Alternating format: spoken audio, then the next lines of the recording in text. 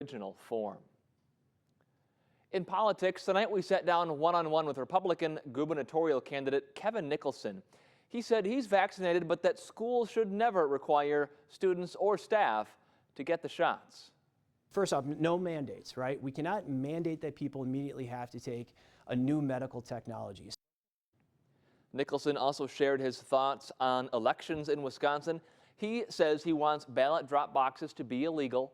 At the end of January, there was Story and experience, right? Like, yeah, I served in the Marine Corps in 2 wars.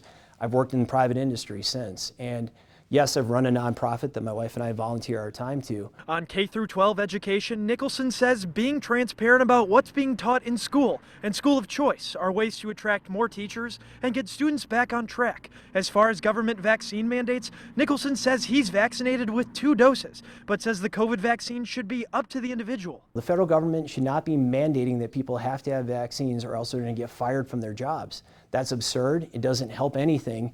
And frankly, too, it just simply hardens resistance in ways that, again, we should be encouraging people to talk to medical professionals. And with a rising trend of crime in some of Wisconsin's cities, I want to take the ball away from these DAs. I want to put in mandatory minimum sentencing, again, for a violent conviction, but mandatory minimum bail for violent charges. while some neighboring states have legalized the use of recreational marijuana, Nicholson says he's not for it. If smoking pot is the most important thing in your life, like, wake up. There's so much to do in life. There's so much to go out and actualize. Like, the last thing you should be worried about right now is recreational use of additional drugs. With a state surplus of $2.9 billion, Nicholson wants to create a long-term restructure of state spending. If we want to talk seriously about what it takes to reduce our tax levy on the residents of Wisconsin, that means restructure the way you spend, make sure that you cut it back from the long term, and then we can talk about how do we maintain our roads, which, as you're driving around the state, right, we could do a much better job of that. Amid an investigation into Wisconsin's 2020 election, he says ballot drop-off boxes should be illegal.